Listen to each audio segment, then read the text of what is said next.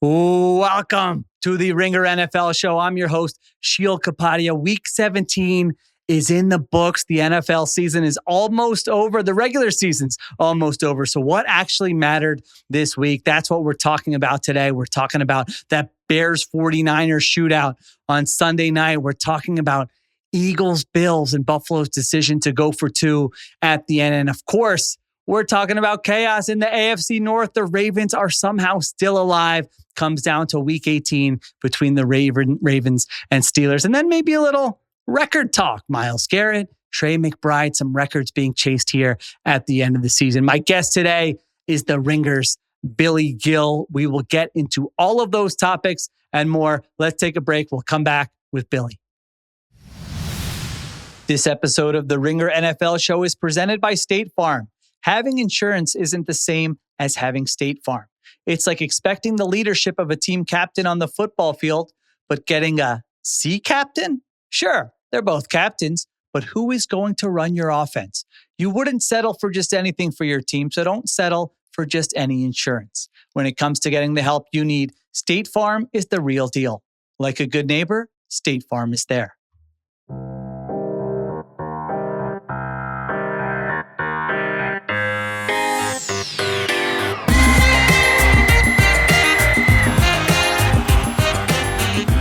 All right, we are back here on the Ringer NFL show with Billy Gil. Billy, we got so much to talk about. Let's start with, the NFL told us what the most important thing is, I think, because next Sunday night, Steelers, Ravens for the division. So let's start there. What matters here? The Ravens, they win on Saturday night, surprise win with Tyler Huntley and Derrick Henry. They're going up and down the field. They need the Steelers to lose on Sunday. The Steelers do lose on Sunday to the Browns. And so now we have a winner takes all match Sunday night. Does this game have juice? What matters for the AFC North race here?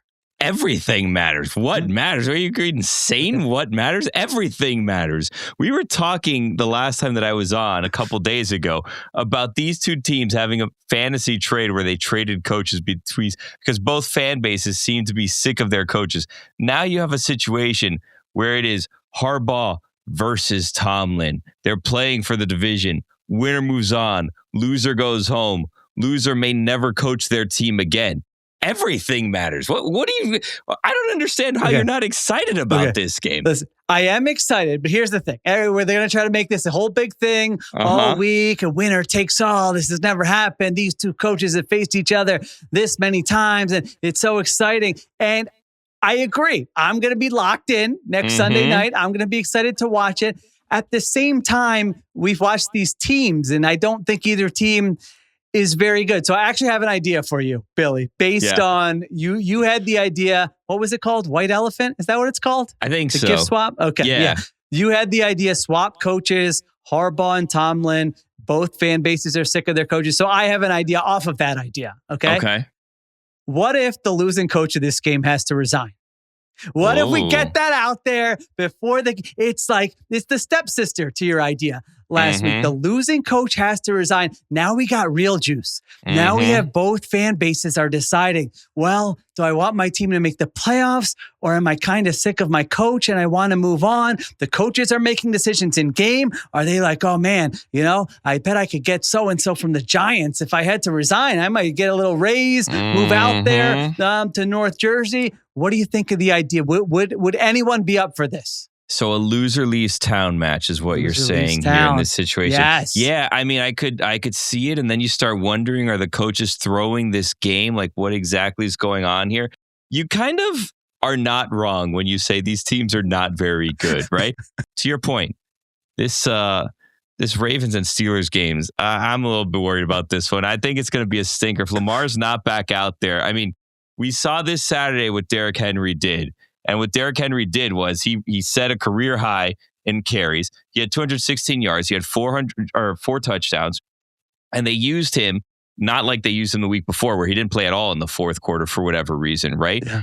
And this week it was more out of necessity because you had Snoop Huntley playing, which, he's a nice serviceable backup, but it was kind of like, if our season's on the line, we need to give it to our guy and we need to have him run all over the field all day long. And that's exactly what he did. Now, if Lamar's not out there, he may have to do that again to get him to the playoffs. He looked incredible. They went up and down the field. It was like their best offensive performance of the entire season. And their solution was give the ball to Derrick Henry a lot. And that was a great solution for that game against the Packers. But yeah, in this game, we don't know if there's going to be Lamar Jackson. Mm-hmm. We don't think there's going to be TJ Watt. They couldn't do anything about the Browns. And in that game, I mean, Bill, are you following this Myles Garrett controversy from that game? So that seemed to be the story of that game, which was a terrible game. I mean, the weather wasn't great, but also you had the people kind of rumbling about it on the internet afterwards. And then Myles Garrett really kind of added some fuel to the fire, where Myles Garrett said, you know what? It felt like they were doing more to stop me from setting the sack record than they were doing to try to win the game. And now they may end up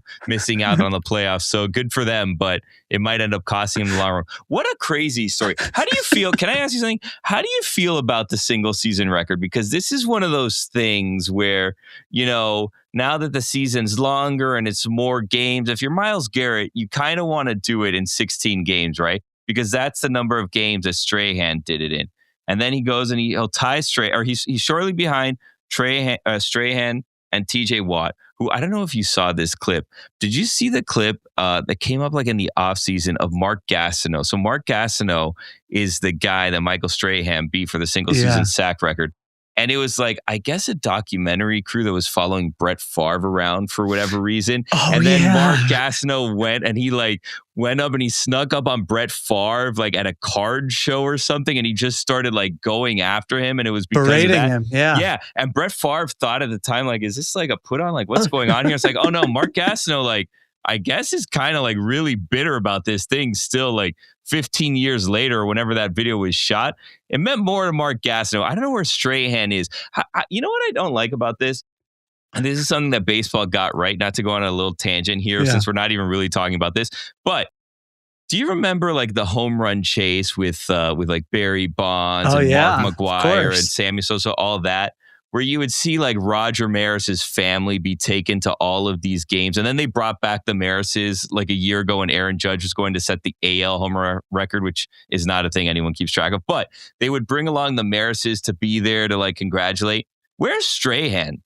Like, why is Strahan or TJ Watt? Like, where are they? Why are they not here going to congratulate Myles Garrett on this award? I don't like this. I don't like what they're doing here. I feel like they're not taking this seriously enough.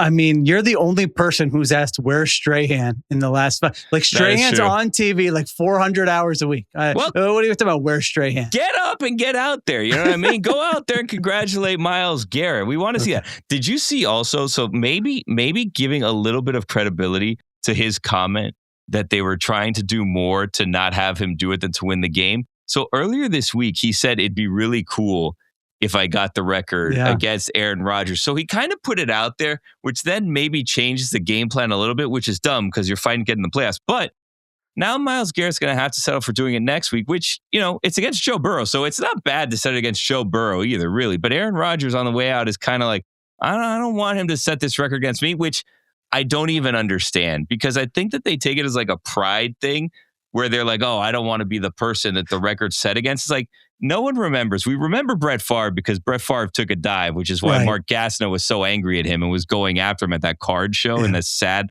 poorly lit, like whatever convention center. Cringe, as the kids say. I think that was cringe, right? There you go. So do you remember who the quarterback was when TJ Watt tied the record? Because I don't. No, like, who remembers these things? What difference does that make?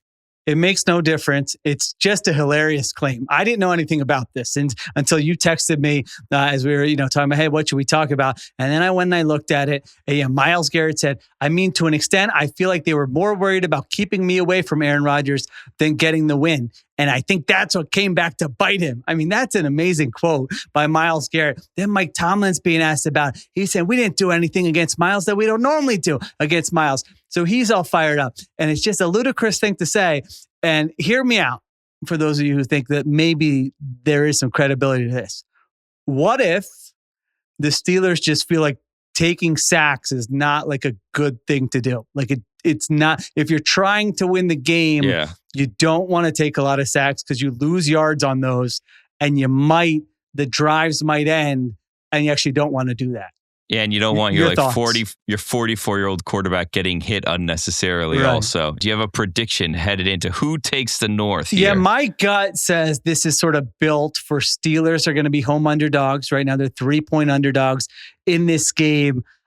And I don't think either team is very good. And so I feel like it's almost built for the Steelers to pull off some upset where they get like a kickoff return or force a fumble that's in the red zone. One of those games. That's where I'm leaning. I'm not totally there yet, but that's where I'm leaning. How about you?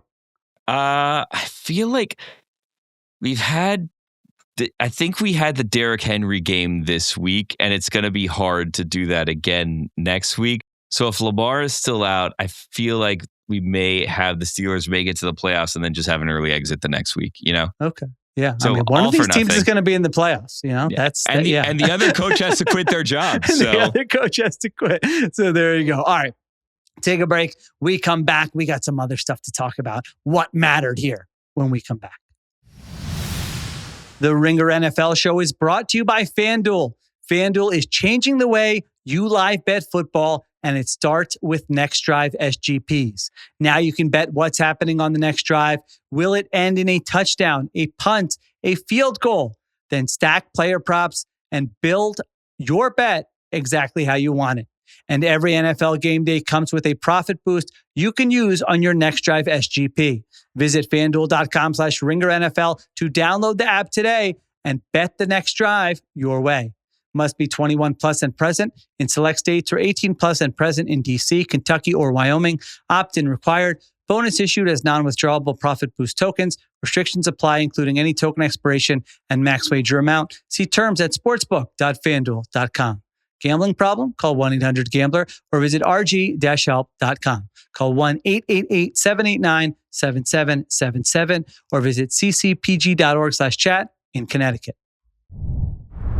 All right, we're back on the Ringer NFL show. All right, does it matter, Billy, that the Bills went for 2? They don't get the 2 at the end, and they lose to the Eagles 13-12. Now, I can give you like the background on what actually matters. The Bills now cannot win the division. The Patriots win the division. The Bills are a wild card team, while the Eagles can be either the 2 or the 3 seed. What did you make of that game, that decision, the rain pouring down, Nick Sirianni making faces to the camera both during the game, after the game, Josh Allen frustrated with himself? Where are you with what happened in that football game? So it was, I'm not someone who comes out and loves the low scoring games and says wow, what a game. I love a defensive battle here. Yeah, thank you. Exactly right. The hipsters. Like, I don't look at what the Eagles did in the second half, getting 17 yards and say, wow, what a defensive performance. I love this one. Let's put this on the highlight reel. No, I didn't like that. I wanted Eagles and Bills to be what we ended up kind of seeing on Sunday Night Football. Like, I love a good shootout, So it wasn't that until about 6 minutes left in the fourth quarter, because the Eagles seemed to have the game in hand, right? You were winning 13-0. It looked like it was fine. And then all of a sudden, the Bills score a touchdown. Okay, what's going to happen here? If the Bills score 2 touchdowns, they're going to win 14-13. No, not so fast, my friend, because the Eagles block an extra point. So now if you get a touchdown, all you can do is tie the game here, unless they block another one, which is unlikely, but you never know, right? So why not just tie it, get the ball back, or give them the ball? Everybody gets a chance with the ball anyways in overtime, and try to win it in overtime. But they said, no, we're going to do the thing. We're going to go out there. My name is Sean McDermott. I'm going to show you that I'm a tough guy. So he tosses up the 2. Josh Allen tosses up the 2. And then he seemingly had it. And he just had a bad throw. He just kind of was rolling off to the side, and he just kind of sailed it a little bit, which is kind of surprising by Josh, but he was frustrated. He wanted to slam his helmet on the ground. So in hindsight, you say, you know what? They should have played for overtime, right? But they had it. I mean, they had to play there. They could have won that game. You are right about there's something gratifying about throwing up the 2. You know, I'm not one of these wimp coaches who say, we're not going to overtime. We're winning this now. I'm sending a message to my team. You know that? And because you know how you could tell that, Billy, is because he was already doing the 2 when he thought they got the earlier touchdown, where then they reviewed and said, no, he wasn't in. But I'm with you. Can we really second guess it when they had a play that looked good? I mean, they got the guy open. It was a good play, and Josh Allen just missed the throw. he's going crazy there. Also, Josh Allen was injured here. He had a foot injury. He's getting x-rays after the game. It's raining. No way. I was walking around New York City with wet socks this weekend. We did a little family trip, and I just wore my sneakers, and it looks like ice, but no, it's a puddle. It's like a slushy puddle, and now all of a sudden I'm walking. That's not comfortable. So it could be Sean McDermott's just being like, man, my socks are soaked. I'm getting out of here one way or the other. I like that. I like that take, because we here, when we were sitting very comfortably in our home down in Miami, Florida, in the frigid 70s that it was today, or 80s, we were looking at it and we were debating, me, my wife, my parents were over here, is it snowing? Is it raining? Is that slush? The camera's all blurry. It's not hail. We know it's not hail. We get hail down here sometimes. You've seen hail, yeah. What I did find interesting about this game, Billy, not to transition as quickly as I am here, but the Tom Brady glove controversy was the most interesting thing about this game. How up to date are you on this? How much background do you need on this? You need to catch me up on this, because I was having people text me about the glove. I then was trying to do a deep dive on the glove. Yeah. And I'm not fully caught up on what's going on with this glove. I know he was wearing one glove, then people were criticizing that, and then it's like a situation. Is this back to his playing days where he says, what, his throwing hand, which I guess is now his microphone hand, needs to not have the glove on? Then some people were taking it to a dark place, especially when he was in Buffalo. We don't need to go into that situation with O.J. Simpson. Well, we might need to. I mean, if we're going to cover all angles of this, we can see where but here's what happened. So Tom Brady, during the game, he has this theory, which I thought it was actually great. I'm not even being, insincere about this. He was analyzing the game, and when the players would drop passes, he would be like, they're wearing the plastic gloves. I always felt like you should wear the leather gloves, because if you wear the leather gloves, he was saying something about friction. I don't know if it's some TB12 method or what, but he seemed to have done the research on this, where the leather gloves, you're going to be able to hold on to the football better than the plastic gloves. Billy, he's mentioning this. He must have mentioned it 35 times during the game. He's obsessed with this. And me just watching it, I can't get enough of it. I want to know every detail about what he's talking about. So then they go to the on-camera shot, and they show Tom Brady, and he has one glove on. And it's actually, from my analysis, on his mic hand. So he's got the glove. And so there's all these, now it's like, well, why are they doing that? So I'm like, all right, maybe that was just one weird camera shot. He just took it off real quickly. And then, no, he's on camera all throughout the game with one glove on his left hand. It's the elephant in the room, and it never gets addressed. I don't know how they don't talk about it at all. So now all these theories are floating around. Like one theory, maybe it's the whole Phillip Rivers thing. He's telling teams, I never wore a glove on my throwing hand when I played, and I'm not wearing one now because I'm ready. If you need me for the playoff run, I'm ready to go right now. So that's one theory that's out there. You kind of alluded to the other theory out there. I don't know how, but is there some type of troll job? He's in Buffalo. Yeah. There's a glove involved. He said Bills fans were flipping him the bird. The Patriots are now back on top. Again, we don't need to do any kind of deep dive there.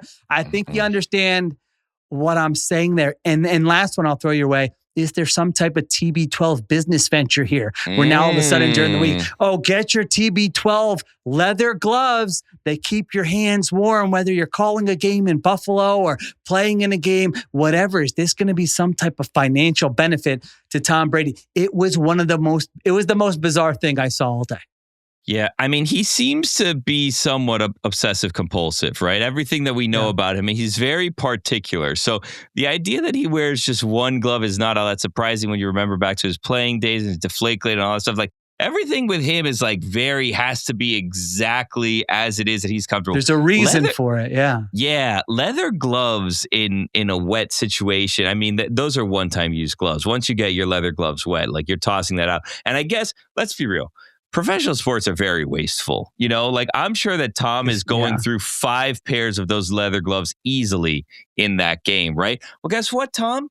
Guess what? We don't all make $30 million a year for calling football games. We don't all have disposable leather gloves. And by the way, and I don't mean to invoke their name and bring people into this that we don't want involved in this, but if PETA was watching that game and he's out there and he's saying we need everyone to be wearing leather gloves as opposed to pleather or plastic gloves, You're stepping into something you don't want to step into, Tom Brady. I'm telling you that right now. Like, you do not. The scariest, Sheil, I will tell you right now, the scariest email I've ever gotten in my entire life was an email that I got when I was at ESPN, and it was something that I said. I don't remember exactly what I said or what it was, but the sender was at PETA.org. And then it was a subject was, we heard you talking about this. We wanted to send you more information to educate you further on this thing. And I was like, I am never talking about whatever that was ever again. I don't remember what it was. I did like the Men in Black thing where I just like erased my memory. I'm like, never again am I going down that path, because the last thing that I want to do is be walking down the street and have people throwing faux blood at me for some sort of joke I made about leather, furs, or whatever, right? So Tom, listen to me.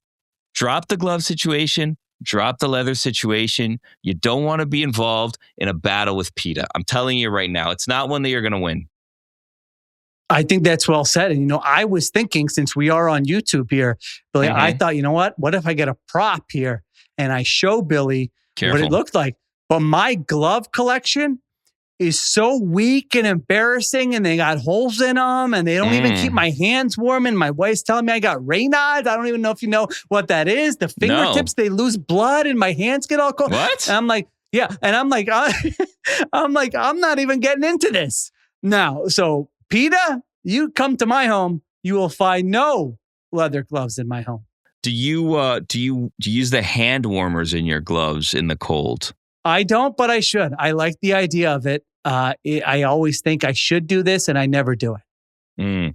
I have a rule that I came up with on this game, not to get back to the game too much, because we want to be talking about gloves and Tom Brady and such. But I have a rule when it comes to 2-point conversions, okay? And I came up with it now while we were recording. I didn't have it in my notes before. I saw you jotting something down there. Okay, I'm interested. I just wrote it down. Okay, so when determining whether or not you should go for a 2-point conversion to win a game as time has expired, I have one rule that I think you should follow moving forward. Has a hook and lateral been successfully executed in that game? And if so, you do not go for the 2-point conversion. Because I feel like when you start whipping out that play, it's a desperate times call for desperate measure situation. They had one on 4th down. It ends up being a huge conversion for them, leads in the game-winning or game-losing drive, I guess. But the drive at the end of the game that they end up scoring the touchdown to potentially win the game, and they pulled it off successfully. Now, if you successfully pull it off and you get in a position, I feel like you don't tempt fate twice in one game and you don't get cute. You know what I'm saying? That's already a cute play. Don't double cute it up, because you're going to end up losing that game.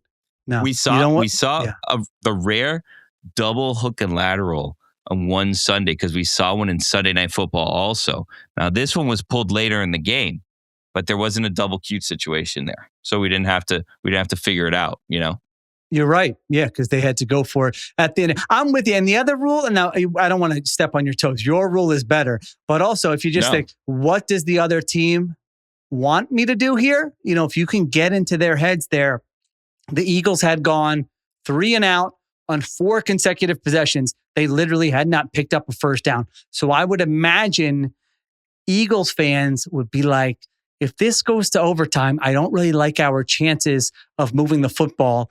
And while I like our defense, now all it takes, they just got to drive for a field goal or something, and they might win. I think Eagles fans would say, I'd rather take our chances with our defense stopping Josh Allen on one play. Now, they didn't necessarily, it wasn't them stopping them necessarily. They got some pressure on him, but it was more Josh Allen missing there. So, I like your rules better. Yeah, as I was talking it out, my rule wasn't really doing it. But we're a team here, okay? Yeah, we're a team here that. on Sunday nights, and I'm going to buy into your theory here.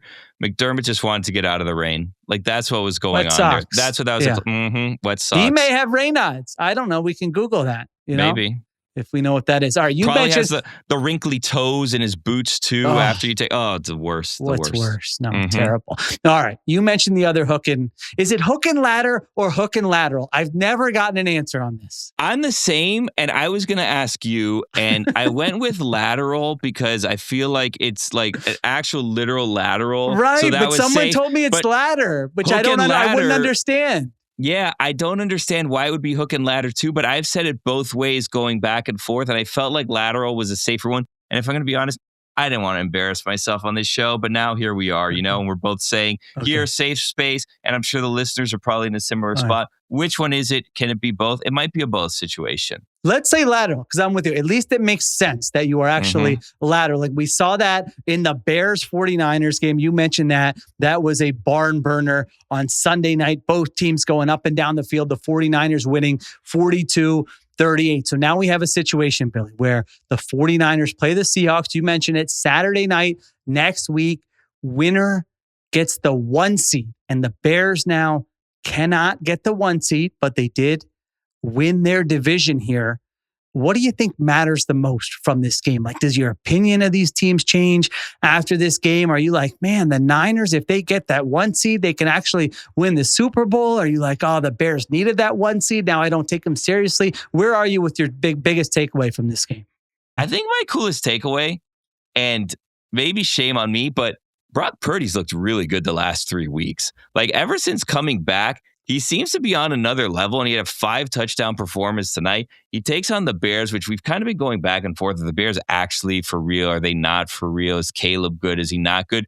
That was one of the better games we've seen this season, where you see both teams are actually legit, or at least comparable to each other, right? It could be a situation where the Seahawks didn't have a great game today, if we're going to be honest. So the Seahawks in the NFC are not, heads above everyone else. So it was good to see a nice competitive game, and it was good to see Brock Purdy do a lot. He did it with his legs. He extended plays. He had that nice touchdown run, and then he had a touchdown pass where he juked people out like 3 different times, and he went and threw it into the end zone. Like, I was really impressed with Brock Purdy that we saw tonight and that we've seen the last couple weeks. I agree. Brock Purdy is good at football. I don't think that should be controversial anymore. I feel like we have enough of a sample size. We see their offense. We see him playing now. This might be the best he's ever played. I mean, he came back from the injury. He was a little bit, it took him about 1 game to shake some of the rust off. They had that Monday night game where he's throwing interceptions. Since then, they look unstoppable on offense. I mean, it is a shock when they have a possession that doesn't end in like at least a field goal. Well, most of the time, a touchdown. It's been here the last 2 weeks against the Colts and now against the Bears. They've gone up and down the field. So I actually think the 1 seed is more important to them than any other team in the NFC, because I feel like that defense kind of stinks. And so to ask that defense to get through 3 games and now 1 on the road, 2 on the road potentially. Because if they don't get the 1 seed, remember, it's not like they just go to the 2 seed. No, they go to the wild card if they don't get the 1 seed. So if they have to go on the road 3 times in the NFC and that defense has to keep them in the game, I don't feel great about that. But you know what?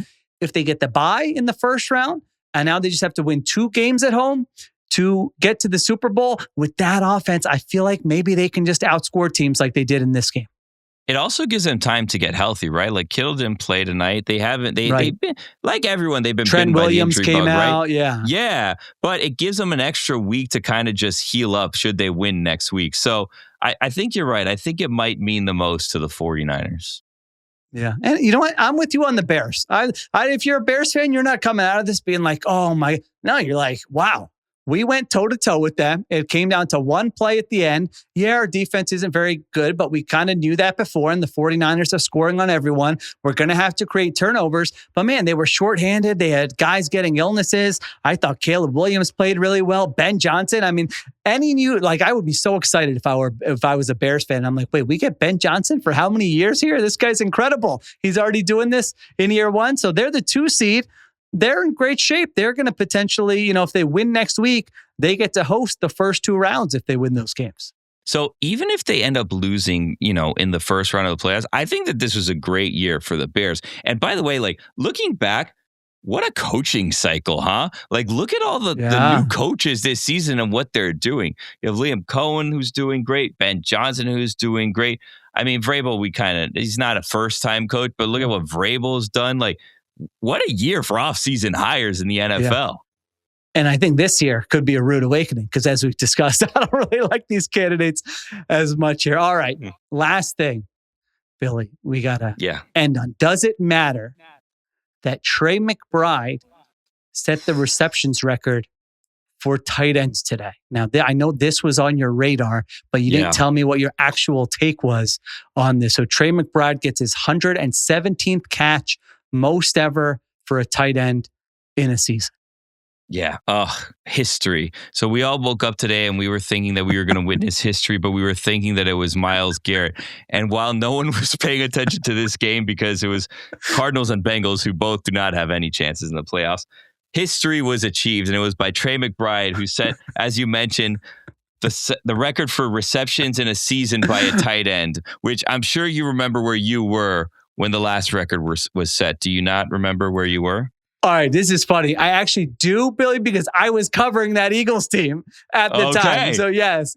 So I actually do, but otherwise, point taken, because it was Zach Ertz in 2018. I was an Eagles beat writer. So yes, I do remember. I don't remember where I was. I don't know what game it was, but I actually do remember that. He also broke the record by DeAndre Hopkins for receptions in a season by an Arizona Cardinal, which was set by DeAndre Hopkins in 2020. So 2 records were set today. Also, he set a record by being the first tight end with multiple 110 reception seasons. So we're watching now a historic season by Trey McBride, which, by the way, next week is setting up for Trey McBride to potentially set the records for yards by a tight end in a season, as he's only 33 yards short of Hall of Famer Jackie Smith, who has the record for 1,205 yards in 1967. You know, I was just thinking, I don't have grandkids. I'm going to find someone else's grandkids and just tell them, let me tell you a little story about Trey McBride.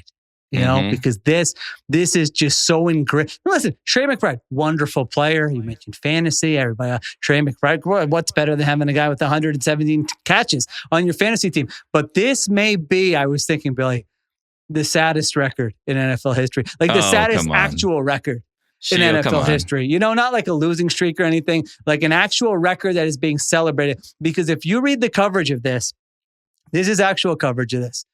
It came with 4:41 left in the fourth quarter. Do you know what the final score of this game was, Billy? It wasn't close. It was 37-14. He did get a touchdown in this game. He did get a touchdown. Yeah. They were losing. So they lose 37-14. There's 4:41 in this blowout game. Do you know what the Cardinals' record is right now? The Cardinals' record right now, you're putting me on the spot. They have like 5 wins, right? No, -2. 3-13. Billy. Yeah. So a 3-13 that's losing 37-14. And then I was reading the coverage because I did see the actual cutaway to the McBride catch, but I couldn't remember what the play was like. A 5-yard hitch route per ESPN.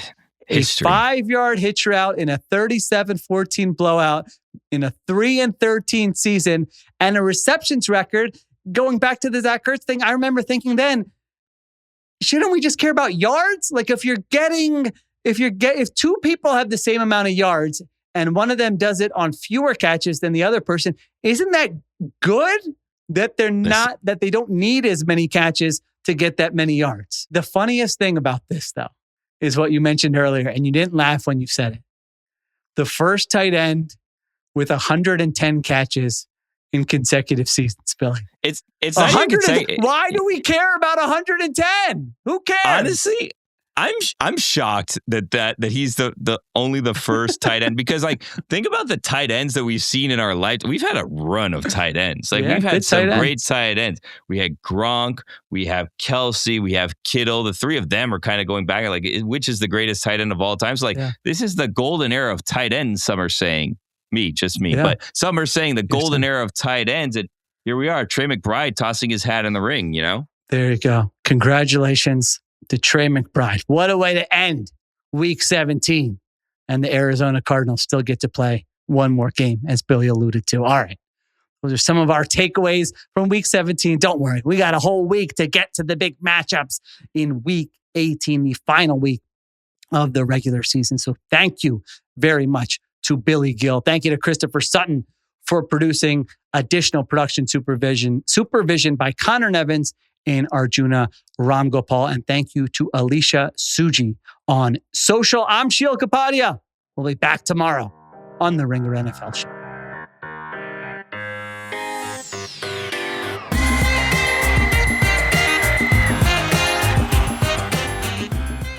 Must be 21 plus and present in select states. For Kansas, in affiliation with Kansas Star Casino, or 18 plus and present in D.C., Kentucky, or Wyoming. Gambling problem? Call 1-800-GAMBLER or visit rg-help.com. Call 1-888-789-7777 or visit ccpg.org/chat in Connecticut or visit mdgamblinghelp.org in Maryland. Hope is here. Visit gamblinghelplinema.org or call 800-327-5050 for 24/7 support in Massachusetts or call 1-877-8-HOPE-NY or text HOPE-NY in New York.